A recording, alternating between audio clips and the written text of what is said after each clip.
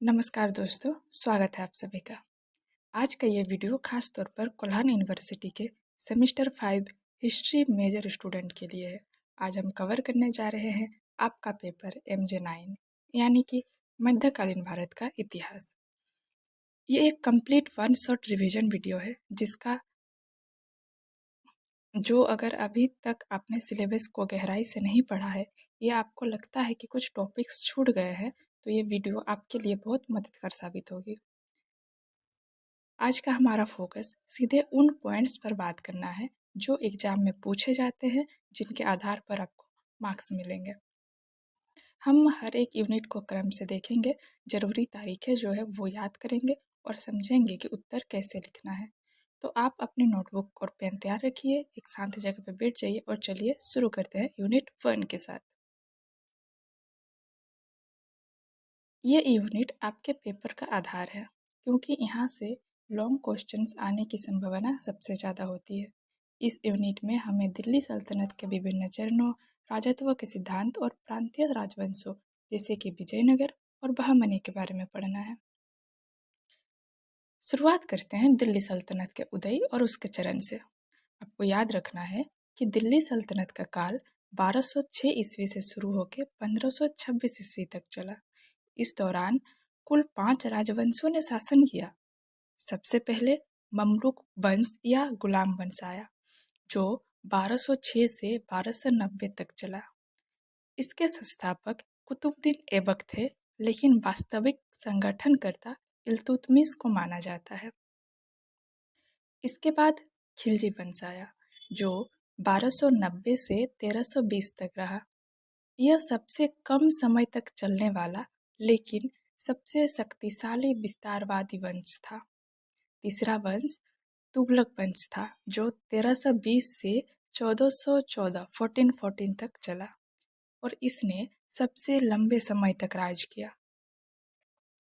इसके बाद सैयद वंश आया, जो 1414 से 1451 तक रहा और अंत में लोधी वंश आया, जो 1451 से 1526 तक चला। 1526 में पानीपत की पहली लड़ाई में बाबर ने इब्राहिम लोदी को हराकर मुगल साम्राज्य की स्थापना की। आपको एग्जाम के लिए इन वंशों का सही क्रम और इनके समय काल को याद रखना जरूरी है। अब हम इस यूनिट के सबसे महत्वपूर्ण हिस्से पर आते हैं, जो है राजत्व का सिद्धांत यानी थ्योरीज ऑफ किंगशिप। यहाँ हमें 3 मुख्य सुल्तानों के विचारों को समझना है। पहला बलबन, फिर अलाउद्दीन खिलजी और तीसरा मोहम्मद बिन तुगलक। सबसे पहले बलबन की बात करते हैं। बलबन का राजत्व सिद्धांत फारसी परंपराओं पर आधारित था। उसने राजा को नियाबत ए खुदाई यानी ईश्वर का प्रतिनिधि और जिल ए इलाही यानी ईश्वर की परछाई बताया। बलबन का मानना था कि राजा आम इंसानों से अलग होता है, इसलिए उसने दरबार में हंसने पर रोक लगा दी थी और सिजदा यानी झुककर सलाम करना और पेबोस यानी सुल्तान के पैर चूमने की प्रथा लागू की। उसकी नीति को रक्त और लौह की नीति कहा जाता है, जिसका मतलब था विद्रोहियों को बेरहमी से कुचल देना। इसके बाद अलाउद्दीन खिलजी का सिद्धांत आता है। अलाउद्दीन ने धर्म और राजनीति को अलग कर दिया। उसने कहा कि राजा का कोई रिश्तेदार नहीं होता, यानी किंगशिप नोज नो किनशिप। उसने उलेमा वर्ग की सलाह मानने से इनकार कर दिया और वही किया जो राज्य के विस्तार के लिए जरूरी था। उसका सिद्धांत निरंकुश शक्ति और साम्राज्यवाद पर केंद्रित था। तीसरा नाम जो आता है वो है मोहम्मद बिन तुगलक का।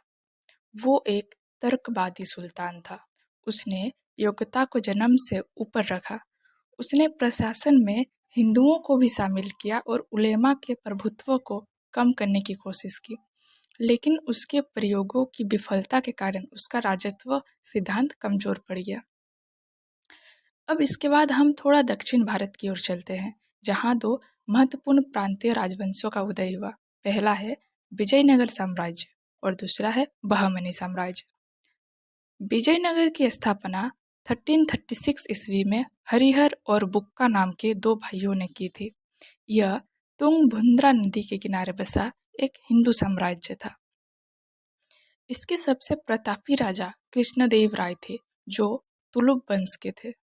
दूसरी तरफ बहमनी साम्राज्य था, जिसकी स्थापना 1347 सेंचुरी में अलाउद्दीन बहमन शाह ने की थी। यह एक मुस्लिम राज्य था और इन दोनों साम्राज्यों के बीच रायचूर दोआब क्षेत्रों को लेकर लगातार संघर्ष चलता रहता था। एग्जाम के लिए आपको कुछ खास शब्द और नाम याद रखने हैं, जैसे कि बलबन के लिए जिल ए इलाही और चालीसा दल का दमन याद रखें। विजयनगर के लिए नायक कारा व्यवस्था और अंगेयार व्यवस्था याद रखें, जो उसकी प्रशासन प्रणाली थी। कुछ पॉइंट्स जो आप एग्जाम में सीधे लिख सकते हैं वो है कि बलबन ने ताज की प्रतिष्ठा को देवीय बनाकर सुल्तान की शक्ति बढ़ाई, जबकि अलाउद्दीन ने विशाल सेना और बाजार नियंत्रण के जरिए शक्ति हासिल की। विजयनगर साम्राज्य न केवल युद्ध में बल्कि कला और साहित्य में भी बहुत आगे था। यहाँ से एक बहुत ही महत्वपूर्ण प्रश्न आने की उम्मीद है और वो है कि बलबन के राजत्व सिद्धांत का आलोचनात्मक परीक्षण करें। इस सवाल का उत्तर लिखते समय आपको सबसे पहले भूमिका में बलबन का परिचय देना है, फिर उसके राजत्व के मुख्य बिंदु जैसे कि देवीय अधिकार, प्रतिष्ठा, न्याय और रक्त और लौह की नीति को विस्तार से लिखना है। अंत में निष्कर्ष में लिखेंगे कि कैसे उसने गिरती हुई सल्तनत को भी मजबूत किया था। अब हम बढ़ते हैं यूनिट 2 की तरफ, जो है इकोनॉमी, अर्थव्यवस्था। इतिहास जो है सिर्फ राजाओं का नहीं होता, बल्कि यह भी समझना जरूरी है कि राज्य चलता कैसे था, पैसा कहाँ से आता था और आम लोगों का जीवन कैसा था। इस यूनिट में हम कृषि, एकता प्रणाली और व्यापार पर फोकस करेंगे। दिल्ली सल्तनत की अर्थव्यवस्था पूरी तरीके से कृषि पर आधारित थी।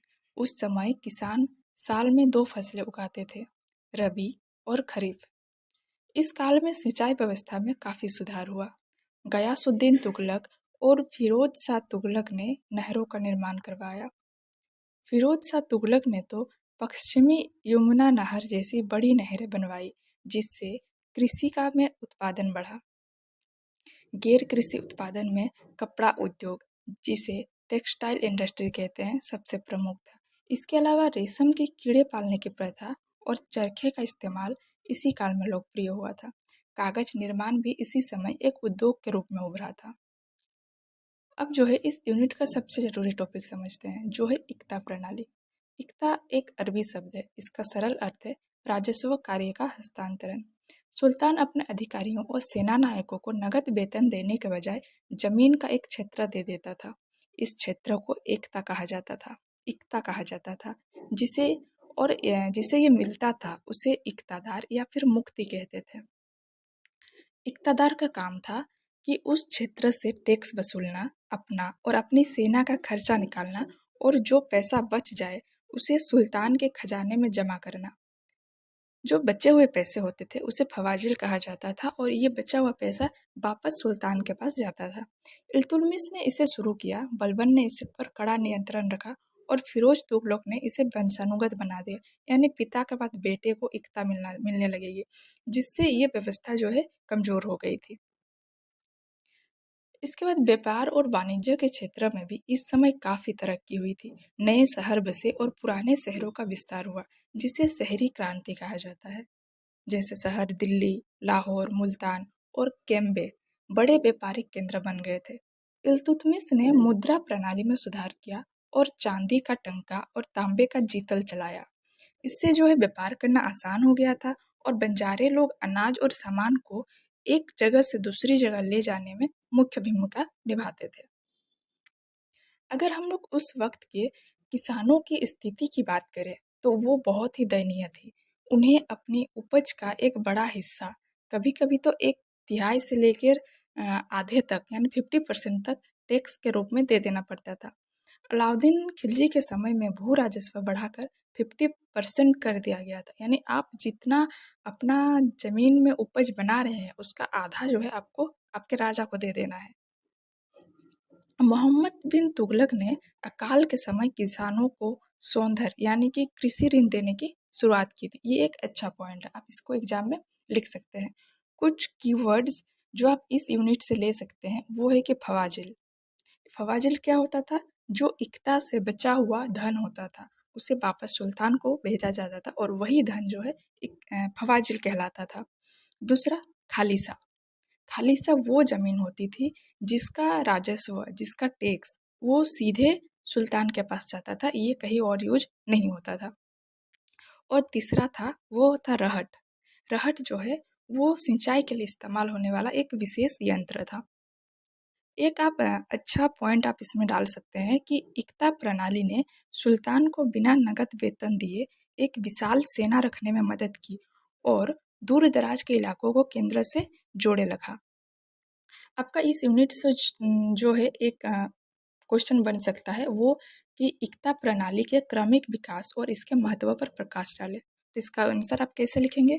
सबसे पहले आपको इल्तुतमिश से शुरुआत करनी है, फिर आपको जाना है बलबन पर और अलाउद्दीन के सुधारों को भी बताना है, और सबसे अंत में जो है इसमें आप फिरोज तुगलक द्वारा जो वंशानुगत बनाने का जो प्रक्रिया था, वंशानुगत यानी कि पहले राजा का बेटा राजा बनेगा या पिता के बाद पुत्र, पुत्रों के बाद उसके पुत्र, इस तरीके से जो है ये वाला परिणाम के प्रति क्या आया, आपको इसके साथ आपको अंत करना है। आप ध्यान देंगे कि जब भी आप आंसर लिखें तो सबसे पहले उसका एक इंट्रोडक्शन लिखेंगे 8 से 10 लाइन में, फिर उसका मेन बॉडी लिखेंगे जो आपको क्वेश्चन में पूछा गया है। वो मेन बॉडी जो है आपका 5 से 6 पॉइंट कम से कम 5 से 6 लिखे तो अच्छा है, लेकिन 3 से 4 पॉइंट होने ही चाहिए। और हर पॉइंट को आप कोशिश करें कि 6 और 7 लाइन में उसको और थोड़ा डिस्क्राइब कर दें। और इसमें आपको जो भी इम्पोर्टेंट वर्ड्स होंगे, जैसे कि अगर यूनिट 2 से है तो इक्ता, फवाजिल, खालिसा, इस तरह के जो वर्ड्स है इसको आप अंडरलाइन जरूर करें। अंडरलाइन करने से क्या होता है कि जो आपका एग्जाम पेपर चेक करने वाले हैं उनका डायरेक्ट उसमें नज़र पड़ता है और उनको लगता है कि हाँ इस स्टूडेंट को इस बारे में जानकारी है, और वो आपको एक नॉर्मलाइज नंबर से थोड़ा ज़्यादा नंबर देते हैं, जो कि ये आपके लिए बहुत अच्छा पॉइंट है। इसीलिए इम्पोर्टेंट जो भी वर्ड्स हो उसको आप अंडरलाइन जरूर करेंगे, और आंसर के जो आप ख़त्म करेंगे तो एक गुड कंक्लूजन पे, एक अच्छे निष्कर्ष पे ख़त्म करें। इससे जो है आपके आंसर पे एक अच्छी इफेक्ट पड़ती है। तो चलते हम लोग यूनिट 3 के लिए, जो है सोसाइटी, जिसे समाज कहते हैं। इससे हमें ग्रामीण और शहरी समाज की संरचना जो है उसको समझना है। ये जो यूनिट है ये छोटी है, लेकिन इसका जो कॉन्सेप्ट है वो क्लियर होना बहुत ज़रूरी है। सबसे पहले हम ग्रामीण समाज की ओर चलते हैं, यानी कि विलेज कम्युनिटी की तरह। सल्तनत काल में भारत का ग्रामीण समाज काफ़ी हद तक आत्मनिर्भर था। गांव जो है अपनी ज़रूरतें की चीज़ें खुद ही बना लेते थे।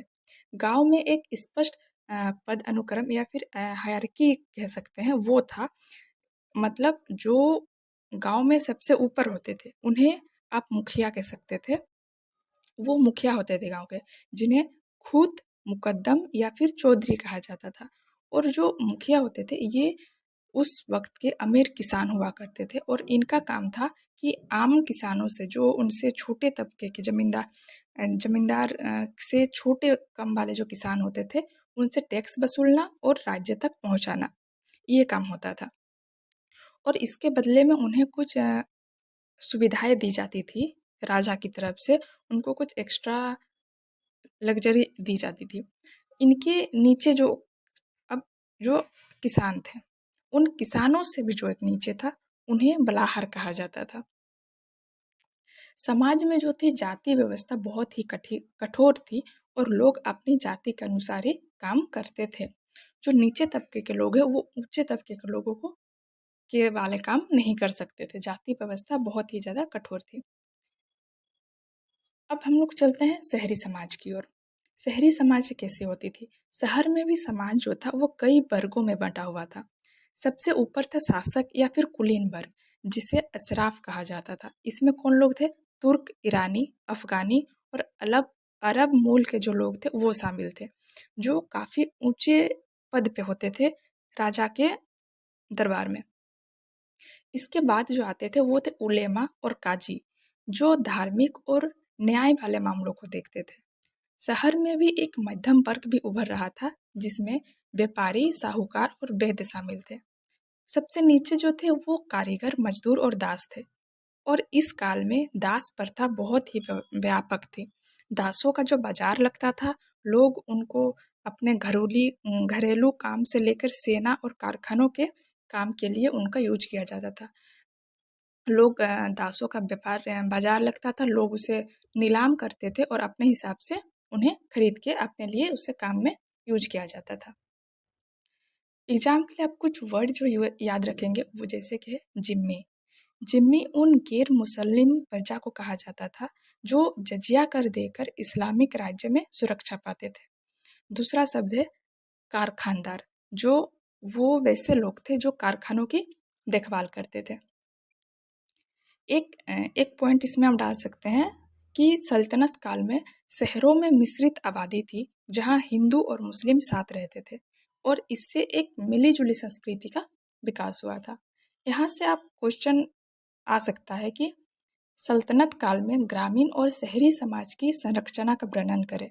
आपको उत्तर में सबसे पहले गांव के अधिकारियों यानी खूत और मुकद्दम की भूमिका और शहरों में विभिन्न वर्ग कुलीन, उलेमा और दास की स्थिति को अलग अलग हेडिंग्स बना के आप इसमें लिखेंगे। अब हम चलते हैं जो हमारा आखिरी यूनिट है, जो है कल्चर और रिलीजन। ये यूनिट संस्कृति, धर्म और कला के बारे में है। ये बहुत ही रोचक और स्कोरिंग यूनिट है। इसमें हम भक्ति आंदोलन, सूफीवाद और वास्तुकला को देखेंगे। सबसे पहले हम भक्ति आंदोलन को समझते हैं। भक्ति आंदोलन एक सुधारवादी आंदोलन था, जिसने ईश्वर के प्रति सच्चे प्रेम और समर्पण पर जोर दिया। इसकी शुरुआत जो है दक्षिण भारत में 7वीं से 9वीं शताब्दी के बीच अलवार और नयनार संतों ने की थी। आप इन तरह के वर्ड्स को ध्यान में देंगे और इनको आप अपने उत्तर में लिखने का कोशिश जरूर कीजिएगा। इसके बाद जो है रामानंद इसे उत्तर भारत में लेके आए। उत्तर भारत में भक्ति जो है वो दो धाराओं में निकली। एक थी सगुण धारा, दूसरी थी निर्गुण धारा।